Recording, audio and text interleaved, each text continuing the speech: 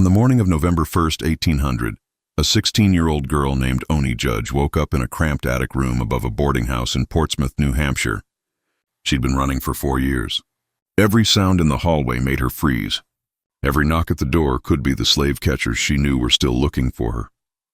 But that morning was different. That morning she opened a newspaper and saw that the man who'd claimed to own her, the man whose wife had threatened to give her away as a wedding gift to a cruel granddaughter, that man was dead. George Washington, the father of the nation, the first president, the man whose face would one day appear on currency and monuments, had died. And Oni Judge, the teenage girl who'd escaped from his household, who'd chosen frozen northern winters over a lifetime of bondage, felt something she'd never expected to feel. Not relief, not joy, but a terrible, crushing sadness, because she knew something the mourning nation didn't know. She knew what it meant to stand in his presence while being completely invisible. She knew what it cost to serve the men who wrote about liberty while wearing chains. And she knew she wasn't the only one. The White House, that gleaming symbol of American democracy, was built by enslaved hands. But the construction workers weren't the only ones who suffered there. Once the walls were standing and the paint was dry, once the presidents moved in with their families and their furniture and their grand ideas about freedom, they brought something else too. They brought human beings they claimed to own. Cooks and butlers and maids and stable boys and wet nurses and laundresses and drivers. People who cleaned the rooms where laws were written. People who served food at tables where independence was celebrated. People who pressed the clothes that presidents wore while giving speeches about liberty. And for generations, their existence was erased from the official story. Their names were left out of White House histories. Their quarters were demolished and paved over.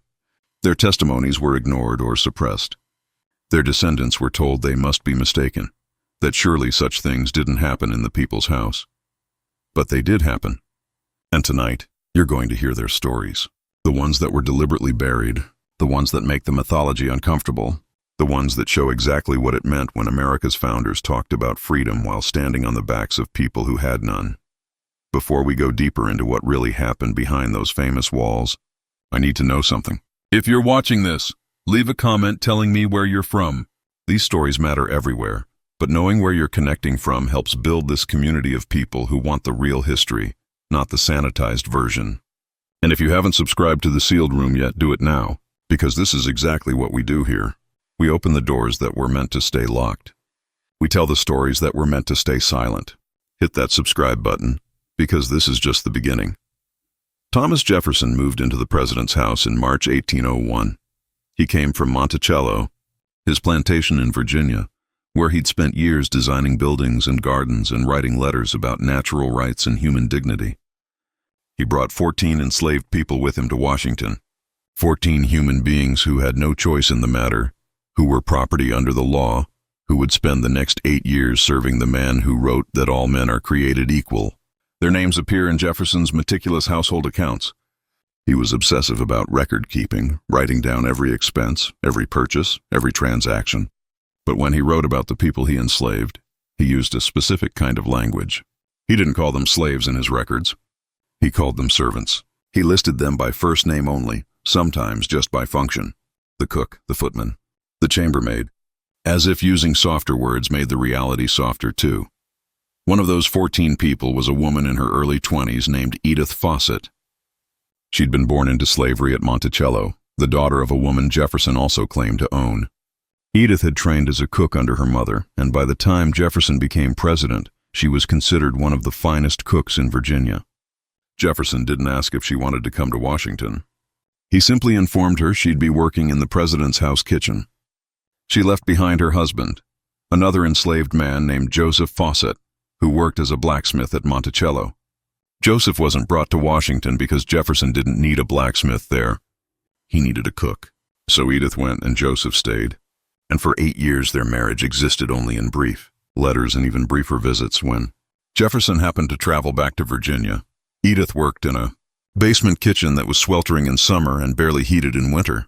She prepared elaborate French-inspired meals for Jefferson's dinner parties, meals where foreign diplomats and congressmen and Supreme Court justices gathered to discuss philosophy and politics and the future of the Republic.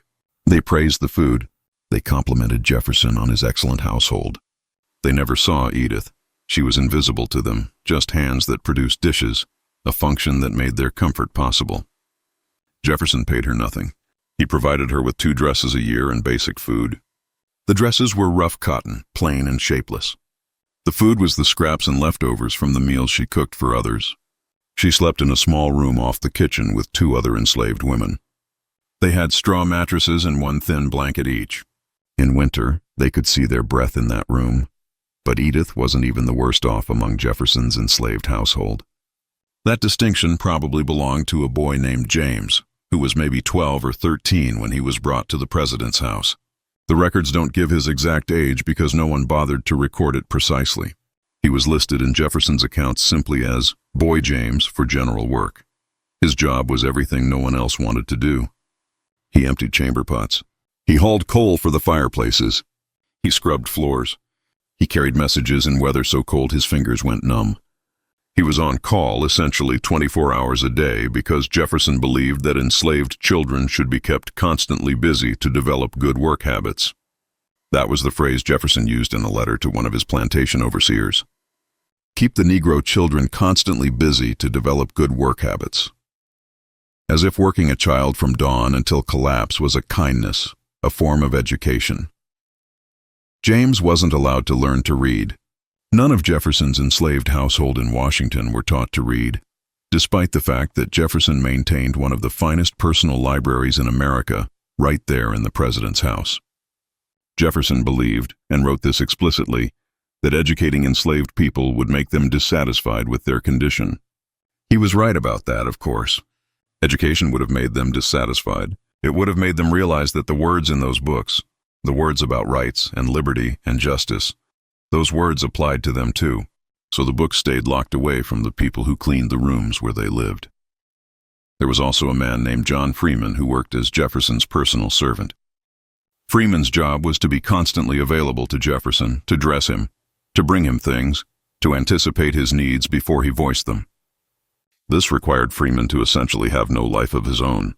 He woke before Jefferson woke. He went to bed after Jefferson slept. He ate when there was time between tasks. He had no days off because Jefferson might need something on any day. Freeman had been with Jefferson for years, since before the presidency. He knew Jefferson's routines, his preferences, his moods. He knew when Jefferson wanted silence and when he wanted conversation. He knew which clothes Jefferson preferred for which occasions. He knew how Jefferson took his tea and how he liked his desk arranged and which books he was currently reading. Freeman knew Jefferson more intimately than perhaps anyone else in Jefferson's life. And Jefferson knew almost nothing about Freeman. Not really. He knew Freeman was reliable and efficient. But did he know if Freeman was happy? Did he know what Freeman thought about when he had a rare moment alone? Did he know what Freeman dreamed about? Of course not. Because to know those things, Jefferson would have had to see Freeman as a full human being with an interior life as complex as his own. And if Jefferson had done that, he wouldn't have been able to own him. The other presidents brought their enslaved households too. James Madison brought 11 people when he took office in 1809. Among them was a man named Paul Jennings, who was just 10 years old when he started working in the White House. Jennings would later write a memoir, one of the very few first-hand accounts we have from someone who was enslaved in the president's house. His book, published in 1865, was called A Colored Man's Reminiscences of James Madison. It's a slim volume, restrained in tone, careful not to seem too angry or too critical because Jennings knew that white readers wouldn't believe him if he told the full truth. Even so, his memoir contains details that pierce through the careful neutrality. He describes Madison as a kind master, which tells you how low the bar was. Madison didn't beat Jennings. That made him kind. Madison allowed Jennings to keep small gifts people gave him. That made him generous. Madison sometimes spoke to Jennings as if he were a person. That made him enlightened. The memoir never says what Jennings thought about the fact that Madison's kindness didn't extend to actually freeing him. Jennings describes a day in August, 1814, when British forces were approaching Washington. The government was evacuating. Dolly Madison, the president's wife, was frantically packing up important documents and valuables. And she ordered Jennings and another enslaved man to take down a large portrait of George Washington that hung in the dining room. The frame was nailed to the wall. There wasn't time to carefully remove it. So Jennings and the other man broke the frame and cut the canvas out so they could roll it up and save it. That portrait, the famous Lansdowne portrait of Washington, was saved because two enslaved men destroyed a frame and carried a rolled canvas out of a burning city. The painting hangs in the White House today. Millions of people have seen it. Almost none of them know that it was saved by enslaved hands, or that one of those men, Paul Jennings, wrote about the experience decades later in a book almost no one read.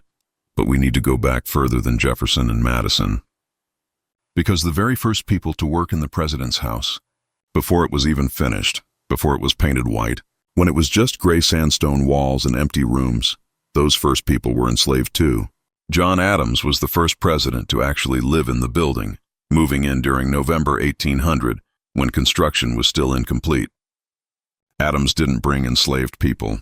He was from Massachusetts and didn't own slaves. But the household staff he hired in Washington, the cooks and maids and groundskeepers who kept the building running, many of them were enslaved people hired out by their owners. Adams paid the owners, not the workers. The workers received nothing except the knowledge that if they didn't perform well, they'd be sent back and likely punished. And before Adams, there was George Washington. Washington never lived in the White House because it wasn't completed during his presidency. But he lived in the president's house in Philadelphia, which served as the temporary capital. And Washington brought 9 enslaved people from Mount Vernon to work in that house. 9 people who had no choice, who served the first president while he conducted the business of the new nation.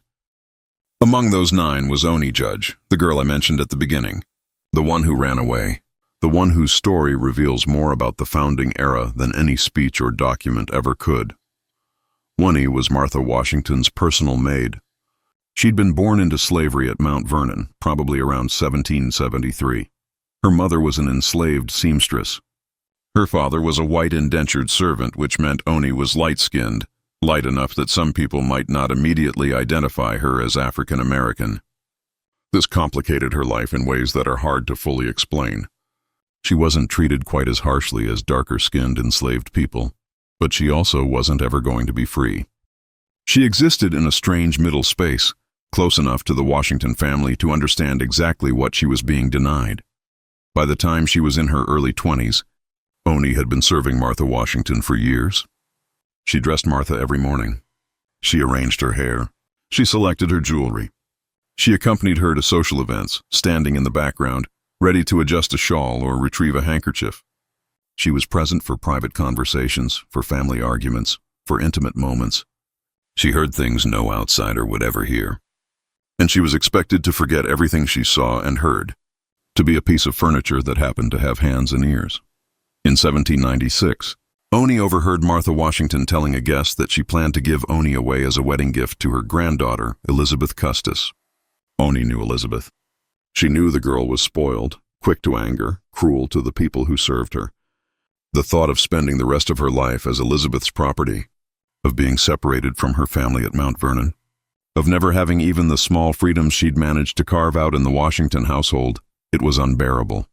So Oney made a decision that would take extraordinary courage. She would run. She waited until the family was distracted. She walked out of the house in Philadelphia one afternoon in May 1796 while the Washingtons were eating dinner. She just walked out the door. She had no money, no plan, nowhere to go.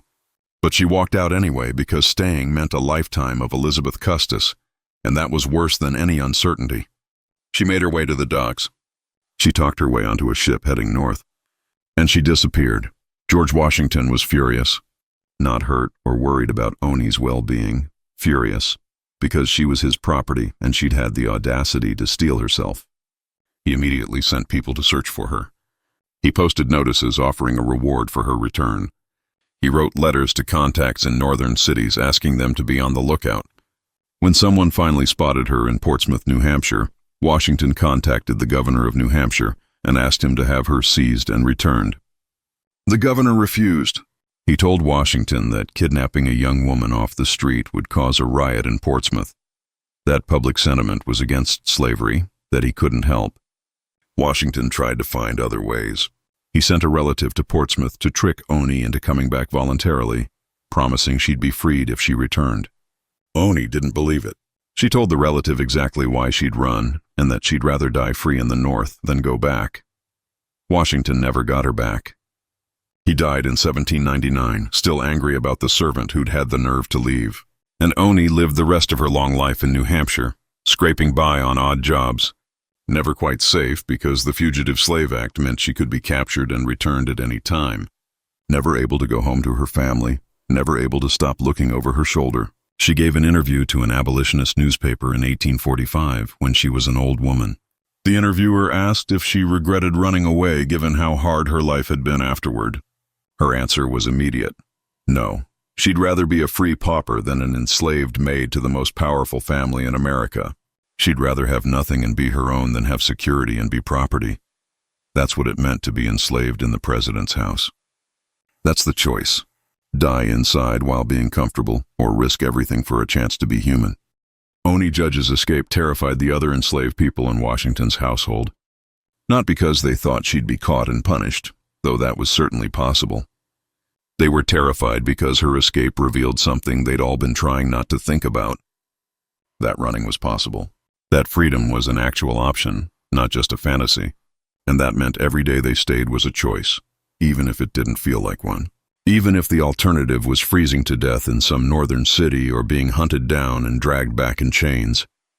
Oni had shown them the door existed, and now they had to decide whether they had the courage to walk through it. One person who watched Oni's escape with particular interest was a man named Hercules. He was George Washington's head cook, and he was arguably the most famous chef in America at the time. Hercules prepared meals for visiting dignitaries and foreign ambassadors. He created dishes that people talked about for weeks afterward. He was so skilled that Washington once remarked in a letter that Hercules could make a meal from scraps that would rival a feast prepared by European chefs. Hercules knew his worth. He knew he was valuable, and that knowledge ate at him every single day because no matter how valuable he was still property. Washington could sell him tomorrow if he chose. Washington could separate him from his children. Washington could give him away as a gift. Hercules' skill and fame meant nothing in terms of his actual freedom. Hercules had privileges that other enslaved people didn't have. Washington allowed him to sell leftover food from the kitchen, and Hercules had managed to save a surprising amount of money this way. Enough to dress well. Enough to walk through Philadelphia looking like a free man of means rather than someone's property. But the money was meaningless because he couldn't use it to buy his own freedom. Washington wouldn't sell him. Hercules was too valuable to let go. So the money just sat there. A reminder of everything Hercules could have if he were free and everything he'd never have as long as Washington owned him. When Oni Judge ran in 1796, Hercules started planning. He didn't run immediately. He waited. He kept cooking, kept smiling, kept being the valuable property Washington expected him to be. He waited until Washington's second term ended and the family was preparing to return to Mount Vernon. He waited until February 1797 during the chaos of packing up the household, and then on Washington's birthday of all days, Hercules walked away. Just walked out and never came back. The symbolism was either brilliant or coincidental. On the day celebrating the birth of the man who claimed to own him, Hercules gave birth to his own freedom. Washington was even more furious about Hercules than he'd been about Oni. Oni was a maid. Hercules was the head cook, a position of status and trust. Washington saw Hercules' escape as a personal betrayal, as ingratitude for the privileges he'd been given. In Washington's mind, he'd treated Hercules well. He'd allowed him to earn money. He'd given him a prestigious position, and this was how Hercules repaid him, by running away. It never seemed to occur to Washington that perhaps allowing someone to sell kitchen scraps wasn't sufficient compensation for owning them. That perhaps a prestigious position where you're still someone's property isn't actually an honor. Washington hired slave catchers to find Hercules. He offered rewards. He sent letters to contacts in northern cities. But Hercules had planned carefully. He'd saved money. He'd made connections. He knew how to move through cities without drawing attention. He was never found. He disappeared into free black communities in the north and vanished from the historical record. We don't know where he went or how long he lived or whether he ever saw his children again. We just know he chose freedom over comfort, uncertainty over security, the possibility of being human over the guarantee of being property. But not everyone ran. Most didn't. Not because they didn't want to, but because the calculation was too frightening. Running meant leaving family behind. It meant navigating hostile territory with no money and no help. It meant knowing that if you were caught, you'd face punishment so severe it might kill you. And it meant understanding that even if you made it to the north, even if you found work and built a life, you'd never be truly safe because the law allowed slave catchers to operate anywhere. You'd spend the rest of your life looking over your shoulder, waiting for the knock on the door that meant your brief taste of freedom was over. So most of the people enslaved in the president's house stayed. They served. They cooked and cleaned and pressed clothes and groomed horses and tended gardens. They stood in the background while presidents made speeches about liberty. They listened to dinner conversations about natural rights and human dignity. And they said nothing because saying something would get them sold or beaten or killed. Their silence was survival. Their invisibility was armor. And that silence, that invisibility, is exactly why their stories were so easy to erase from history. James Madison brought Paul Jennings to the White House when Jennings was just 10 years old. Think about that. A 10-year-old child taken from his mother, brought to Washington to work in the president's house. Jennings's mother remained enslaved at Madison's plantation in Virginia. She didn't get to see her son grow up. She didn't get to protect him or comfort him or teach him how to navigate the world. He was simply taken because Madison needed household staff and Jennings was old enough to work. The separation was unremarkable to Madison. Enslaved families were separated all the time. Why would this be different? Jennings's memoir, written decades later, describes his childhood in the White House with a careful neutrality that barely conceals the trauma underneath. He talks about learning to serve at table, how he had to stand perfectly still for hours holding a platter while Madison and his guests ate and talked. How his arms would ache and his legs would cramp, but he couldn't move or adjust his position because that would draw attention, and a good servant was invisible. He describes learning to read Madison's moods, to know when to speak and when to stay silent, to anticipate needs before they were voiced. These were survival skills dressed up as job training. Jennings had to learn to be a mind reader because making Madison ask for something twice could result in punishment. But the most revealing part of Jennings's memoir is what he doesn't say. He doesn't describe being beaten, which suggests Madison didn't personally beat him. He doesn't describe being starved or denied medical care. He doesn't describe the kinds of extreme cruelty that characterized the worst enslavers. And yet, despite Madison's relative kindness, despite the fact that Jennings was working in the president's house rather than breaking his back in a cotton field, despite every privilege he had compared to other enslaved people, Jennings still describes his life in the White House as bondage, still makes it clear that kindness doesn't erase the fundamental horror of ownership, still wants readers to understand that a comfortable cage is still a cage. There's a moment in the memoir where Jennings describes Dolly Madison giving him a $5 note as a Christmas gift. He was maybe 12 years old at the time. The gift came with a speech about how he was part of the family, how they valued him, how he was such a good boy. Jennings kept that $5 note for years. Not because it meant something to him emotionally, but because it was proof that he existed, proof that he'd been there, proof that he was a person who'd been given a gift, not just a piece of property that performed functions. He kept it because he knew, even at 12, that his presence in the White House would be erased from history if he didn't hold on to physical evidence that he'd existed at all.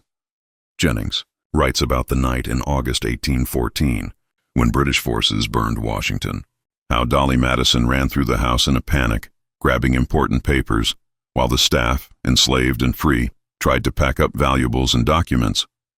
How she ordered him to help save that portrait of George Washington, the one that now hangs in the White House. Jennings describes breaking the frame and cutting the canvas out. He describes rolling it up and carrying it through streets full of fleeing people and smoke and chaos. He describes looking back at the White House burning. And then he writes something extraordinary. He writes that in that moment, watching the building burn, he felt a strange kind of hope. Not joy exactly, but hope, because the house burning meant disruption. Disruption meant possibility.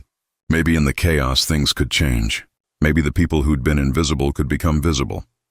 Maybe the burning of that symbol would force the nation to confront what it actually was, rather than what it pretended to be. Of course, that's not what happened. The British left.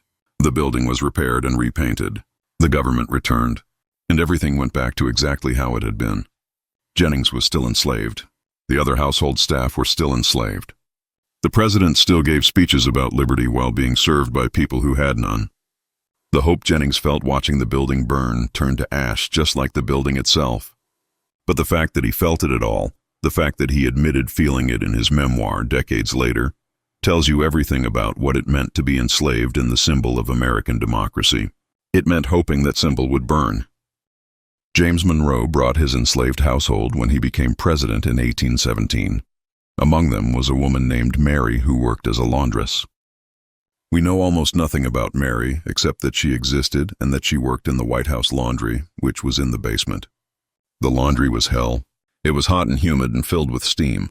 The work involved hauling water, heating it over fires, scrubbing clothes by hand for hours, wringing them out until your hands cramped, hanging them to dry, pressing them with heavy irons heated over flames.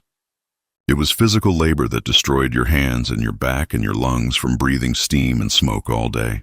And Mary did this work 6 days a week, sometimes 7 when the household had guests and needed extra laundry done. She was paid nothing. She slept in a tiny room that barely fit a bed. She had no days off, no vacation, no retirement, no hope of anything ever changing. We know Mary existed only because her name appears in Monroe's household accounts. 3 times. Each time listed as Mary Laundress, with a notation about fabric or soap purchased for the laundry. That's it. That's the entire historical record of Mary's existence. 3 mentions in an account book. No last name, no age. No description of what she looked like or where she came from, or whether she had family or what happened to her after Monroe left office. Just 3 brief notations that prove she was there, washing the clothes of a president who claimed not to own slaves while he sat in the White House and talked about America's great destiny. Monroe said he didn't own slaves, by the way. He said he had servants who were happy to work for him. This was a common linguistic trick among enslavers who wanted to seem enlightened. Call them servants instead of slaves. Call the arrangement employment instead of ownership. Use softer words and maybe the reality becomes softer too. But Mary was enslaved. The account books make that clear. She received no wages. She couldn't leave. She had no legal rights. She was property. Calling her a servant didn't change that. It just made Monroe feel better about himself. The presidential households knew they were creating a public relations problem. Here they were, promoting democracy and freedom and human rights, while being served by enslaved people. The optics were bad, so they developed strategies to obscure the reality. One strategy was the linguistic trick Monroe used. Stop calling them slaves. Call them servants. Stop saying you own them. Say they work for you.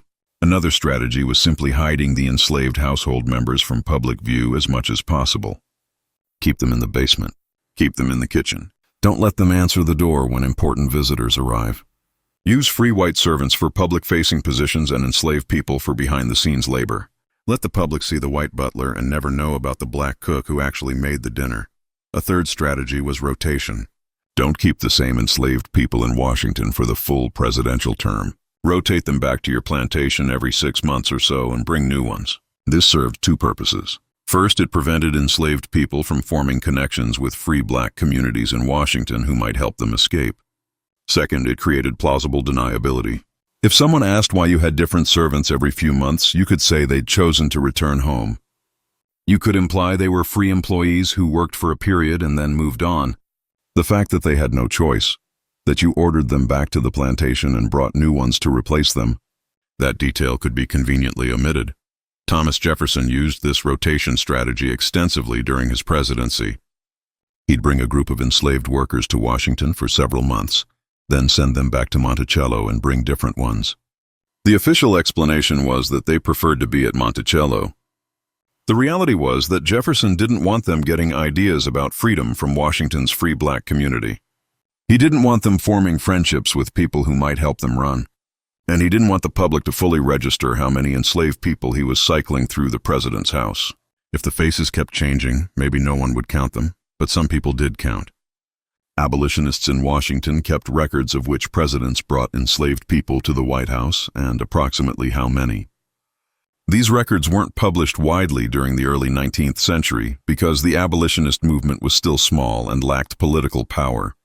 But the records existed, and they showed that every single president from Washington through Polk, with the exception of John Adams and John Quincy Adams, brought enslaved people to work in the White House. That's 12 presidents over 60 years who claimed to represent a free republic while being served by people in chains. The count varied by president. Washington brought 9. Jefferson rotated through at least 14. Madison had 11. Monroe had at least 6 that we know of, possibly more. John Tyler brought the most, somewhere between 15 and 20, because Tyler was a Virginia plantation owner who saw no contradiction between slavery and democracy. He genuinely believed enslaved people were better off being owned by enlightened masters than being free. He said this publicly. He wasn't ashamed. To Tyler, bringing enslaved workers to the White House wasn't hypocrisy. It was natural order. The last president to bring enslaved people to the White House was Zachary Taylor, who took office in 1849. By that time, the contradiction was becoming impossible to ignore. The abolitionist movement had grown. The question of slavery was tearing the country apart. And here was the President of the United States, living in the White House, being served by people he owned. The criticism was intense. Newspapers called him out. Political opponents used it against him. Even some of his supporters quietly suggested maybe he should hire free servants instead. But Taylor refused. He'd brought enslaved workers from his Louisiana plantation, and he saw no reason to send them back. They were his property. He'd do what he wanted with his property. Taylor died in office in July 1850 after only 16 months as president. His enslaved household was sent back to Louisiana. And after that, no president brought enslaved people to the White House again. Not because slavery ended, it wouldn't end for another 15 years, but because the optics had finally become completely untenable. You couldn't claim to represent freedom while literally owning the people who cooked your food, even in a nation that tolerated slavery. Even in a capital where enslaved people were bought and sold in markets within view of the Capitol building. Even then, having enslaved people in the president's house had become too obviously hypocritical to continue. But the people who'd been there, who'd worked and suffered and died invisible, they were already being erased. The White House histories being written in the 1850s and 60s barely mentioned them. When they were mentioned at all, it was with euphemistic language that obscured the reality. The president's household staff, workers from his estate, servants. The word slave was avoided.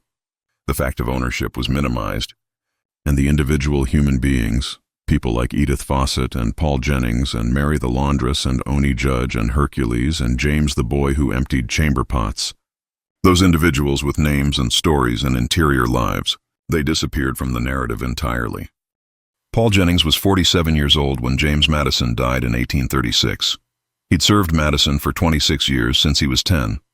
26 years of standing perfectly still while holding platters. 26 years of reading moods and anticipating needs and being invisible. 26 years of being called a good servant while remaining property. And when Madison died, Jennings thought maybe finally he'd be freed. Madison had told him once, years earlier, that he'd be taken care of in the will. Jennings had interpreted that to mean freedom. He was wrong. Madison's will left Jennings to Dolly Madison. Just transferred him from one owner to another like a piece of furniture. Dolly took Jennings with her when she moved out of the plantation. She took him to Washington, actually, where she lived in a townhouse near the White House, and Jennings found himself back in the Capitol, walking past the building where he'd spent his childhood. Now serving Dolly while she sold off pieces of Madison's legacy to pay her gambling debts. Because Dolly had a serious gambling problem that got worse after her husband died. She'd gamble away household money and then sell Madison's papers and books to make it back. And Jennings watched this, watched her destroy Madison's legacy while keeping him enslaved, and something inside him broke. He started planning his escape. But before he could execute the plan, something unexpected happened. A senator named Daniel Webster offered to buy him. Webster was an abolitionist, or close to it, and he knew Jennings. They'd met when Jennings was working in the White House during Madison's presidency. Webster offered Dolly Madison $120 for Jennings. The agreement was that Jennings would work for Webster for 8 years to pay off the purchase price, and then he'd be free. Dolly accepted. She needed the money. So Jennings went from being Madison's property to being Webster's property, except Webster didn't really treat him as property. Webster paid him small wages and allowed him time off and treated him, as much as possible within the legal framework of the time, like an employee. And in 1847, after 8 years, Webster freed him. Just signed the papers. Jennings was finally, legally, officially free at age 48. He stayed in Washington. He got a job at the pension office. He married a free black woman. He raised children who were born free. And he started writing. Because Jennings understood something that most people didn't understand. He understood that history was being rewritten in real time. That the story of enslaved people in the White House was being erased, even as he was living in the same city where it had happened. So in 1865, 20 years after gaining his freedom, he published his memoir, A Colored Man's Reminiscences of James Madison. The book is only 19 pages long. Jennings knew he couldn't write the full truth. If he'd written about the anger, the trauma, the nights crying himself to sleep as a child, the psychological torture of being treated like family while being property. If he'd written all of that, white readers would have dismissed him as unreliable, as exaggerating, as bitter. So he wrote carefully. He wrote respectfully. He praised Madison as a kind master. He described Dolly as gracious. He told anecdotes that made the Madisons seem human and sympathetic. And between those carefully constructed paragraphs, if you read closely, you can see the truth bleeding through. The story about saving Washington's portrait during the burning of the White House. Jennings tells it as an adventure, almost exciting. But read it again and notice what he's actually saying. That Dolly Madison ordered him, a 12-year-old enslaved child, to break a frame and save a painting while the city burned around them. That her priority was saving a portrait while the people who served her were in danger. That he, a child, had to make decisions about what to save and how to carry it while adults panicked. That he risked his life for a painting of a man who'd enslaved people just like him. And that decades later, everyone remembered Dolly's bravery in saving the painting. But almost no one remembered that an enslaved child had actually done the physical work. Jennings wrote that book knowing it probably wouldn't sell many copies. And he was right. It sold poorly. Most libraries didn't carry it. Most schools didn't teach it. It was too uncomfortable. It insisted that enslaved people had been present in the White House, had been owned by presidents, had contributed to the functioning of the early republic while receiving no recognition and no compensation. That truth didn't fit the national mythology. So the book was mostly forgotten for over 100 years, but Jennings wasn't the only one trying to preserve the truth. Families of enslaved people who'd worked in the White House passed down stories through generations. Oral histories that survived in black communities, even as they disappeared from white-authored history books. Stories about grandparents who'd cooked for Jefferson, great-grandparents who'd groomed Madison's horses, ancestors who'd cleaned Andrew Jackson's rooms and served food at John Tyler's table. These stories were family history, proof that their ancestors had been there, had mattered, had contributed to building the nation even while being denied any stake in it. One of these stories came from a woman named Elizabeth Keckley. She wasn't enslaved in the White House, but her story intersects with the White House in a way that reveals the continuing legacy of enslavement long after it supposedly ended there. Keckley was born into slavery in Virginia in 1818. She was brutally abused as a child and young woman, raped repeatedly by a white man who fathered her only child.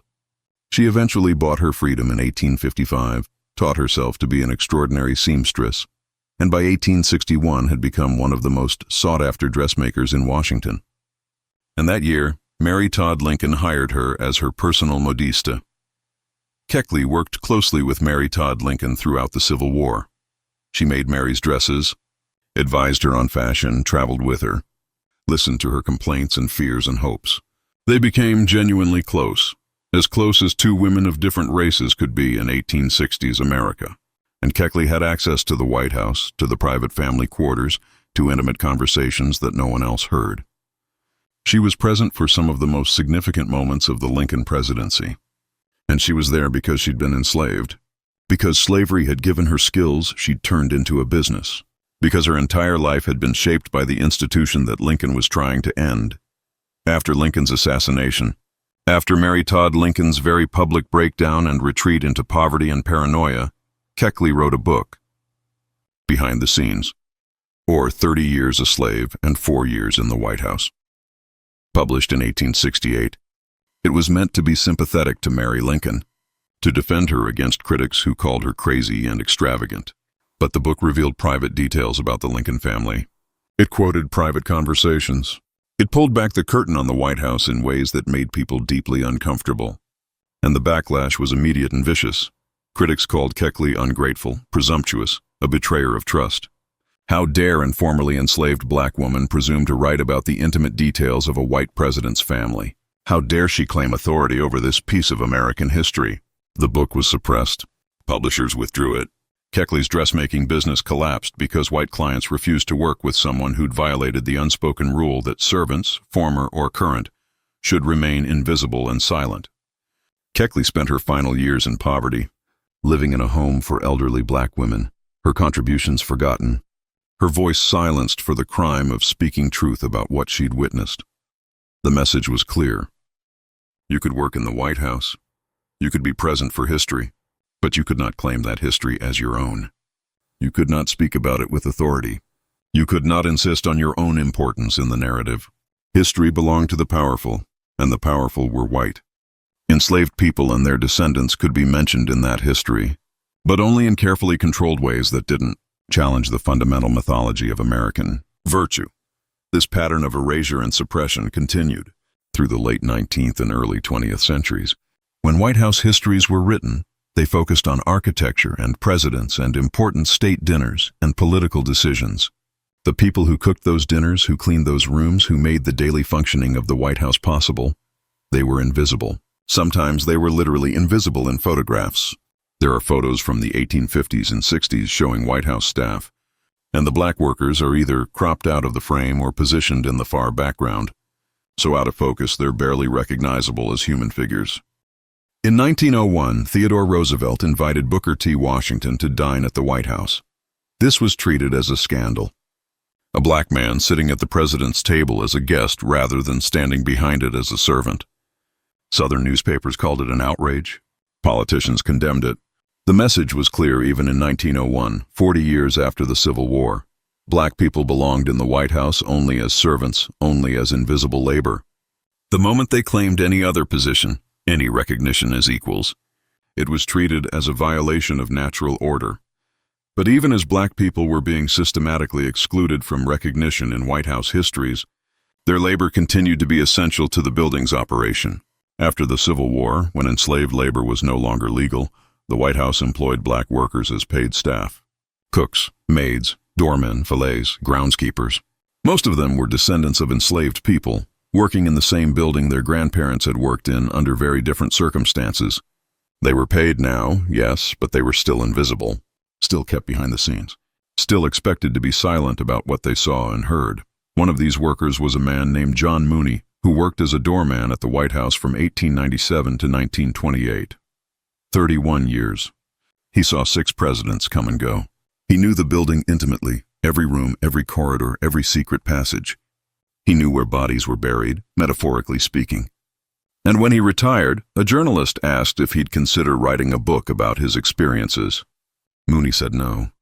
He said he'd signed agreements never to speak about what happened inside the White House. He said he'd lose his pension if he violated those agreements. And more than that, he said he knew what happened to black people who spoke out of turn. He'd seen Elizabeth Keckley's fate. He'd learned the lesson. Silence was survival. So Mooney took his stories to his grave. 31 years of history gone. And he wasn't the only one. Dozens of black workers who spent decades in the White House took their stories with them when they died because speaking meant risking everything. The truth about life in the White House, the real truth behind the public mythology. That truth was protected not just by official secrecy, but by the knowledge among black workers that their livelihoods, and sometimes their lives, depended on staying quiet. Meanwhile, the official histories got sanitized further with each generation. By the mid-20th century, when you read a White House history book, you'd think the building operated itself. Presidents made decisions. Diplomats visited. State dinners happened. But who cooked? Who cleaned? Who made the beds and washed the clothes and tended the gardens? The work happened invisibly, performed by people who didn't merit names or descriptions or acknowledgement. And if slavery was mentioned at all in relation to the early White House, it was mentioned briefly, a footnote. An uncomfortable detail quickly passed over on the way to more important topics. In 1961, Jacqueline Kennedy launched a restoration project to return the White House to its historical appearance. She wanted authentic furniture from the early 19th century, paintings from that era, decorative objects that would make the building feel like a museum of American history. And the project was beautiful. The restored rooms were stunning. The historical accuracy was impressive, but accuracy is selective. The rooms were decorated to show how presidents lived. The furniture showed where they sat. The paintings showed what they saw. But the slave quarters, the cramped rooms where enslaved household members slept, those weren't restored. They weren't included in the tour. They'd been demolished or converted to other uses decades earlier, and no one thought to mark where they'd been or explain what they'd represented. Jackie Kennedy's restoration created a pristine vision of early American elegance. And it was a lie. Not because the furniture was wrong or the paintings were inaccurate, but because it showed only half the picture. It showed the luxury without showing whose labor created that luxury. It showed the beauty without showing the ugliness underneath. It let visitors walk through the White House imagining the founders in those rooms, without ever confronting who else had been in those rooms, suffering invisibly just out of frame. This is how history gets whitewashed. Not through dramatic censorship or book burning, but through selective restoration, through choosing what to preserve and what to let crumble, through deciding which stories matter and which stories can be forgotten. The White House stood on chains. And then it stood on the demolished ruins of the quarters where enslaved people slept. And then it stood on complete silence about that fact, until that silence became so complete that most Americans didn't even know there was something missing from the story. But some people remembered. Descendants of the people who'd been enslaved there remembered.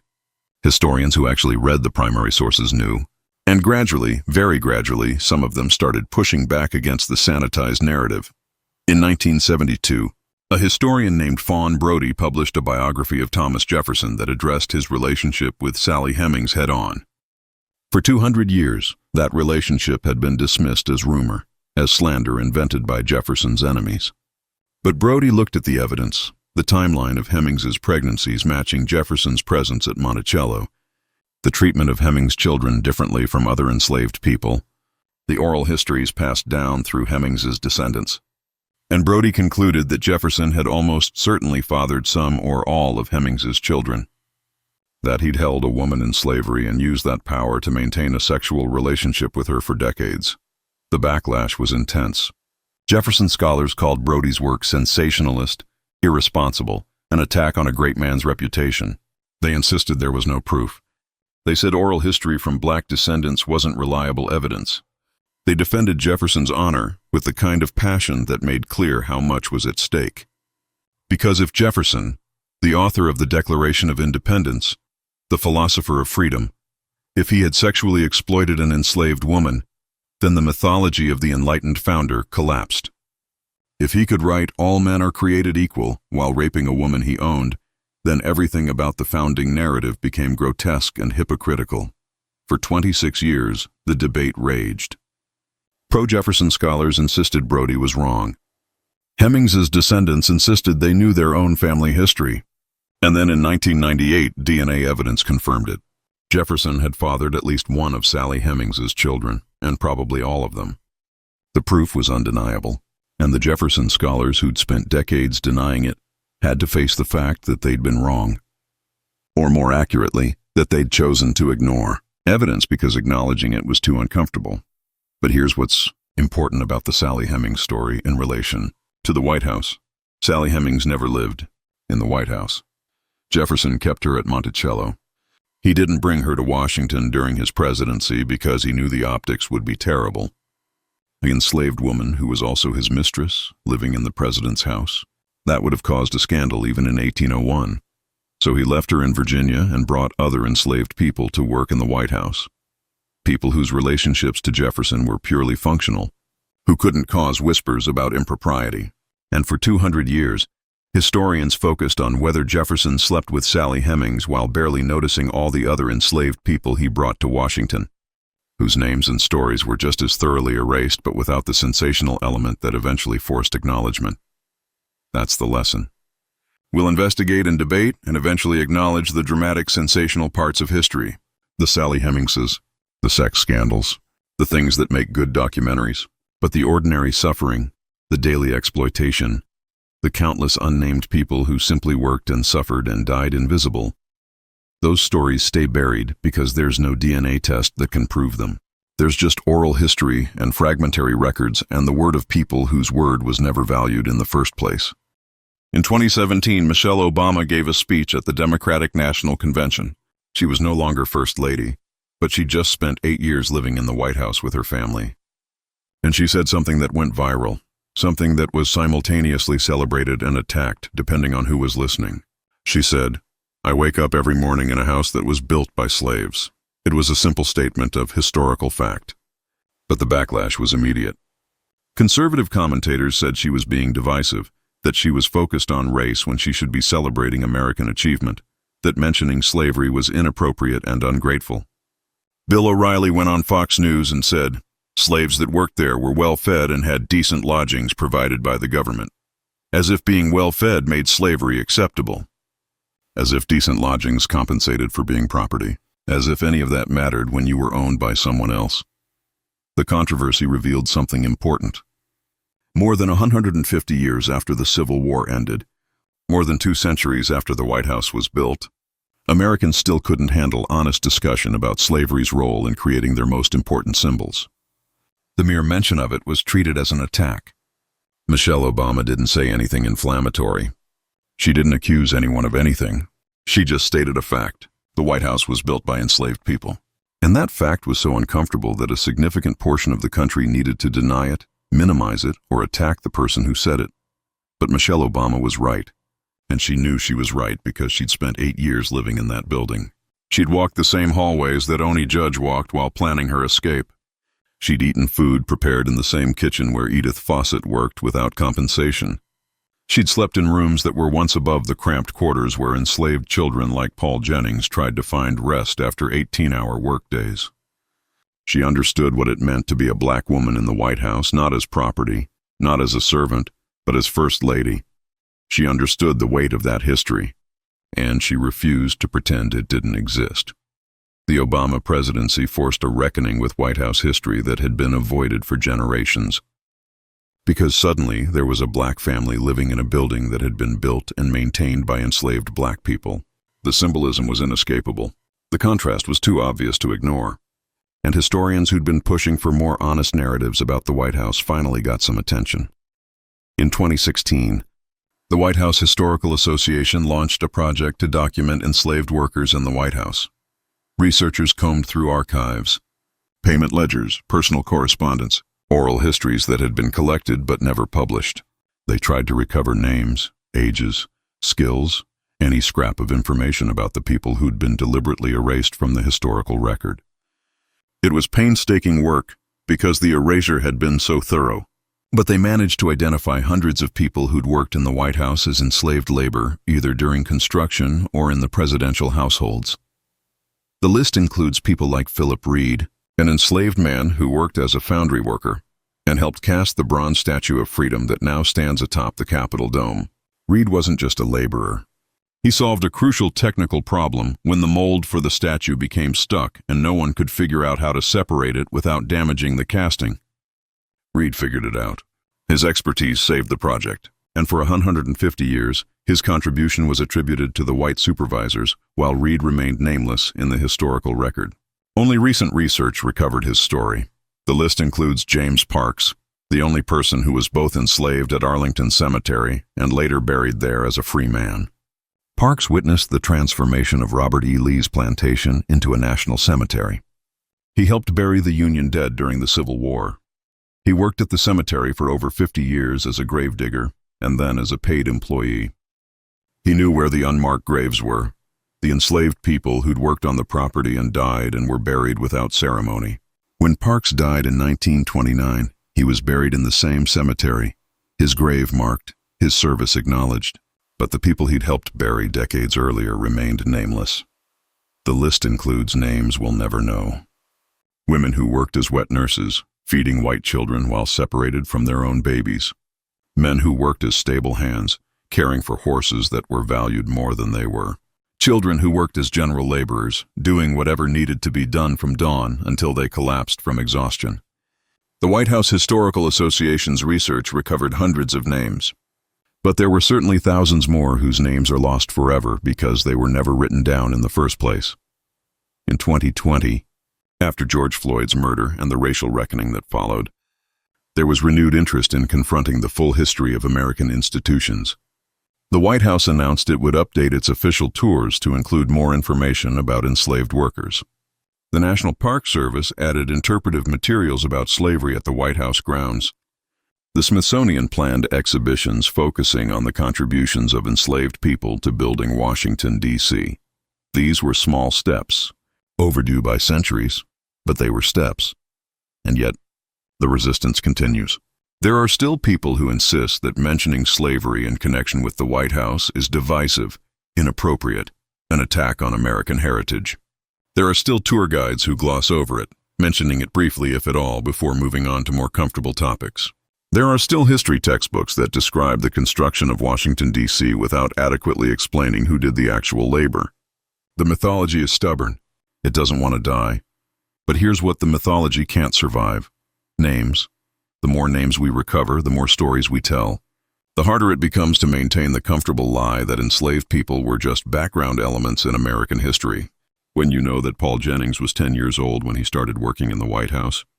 When you know he stood holding platters until his arms cramped.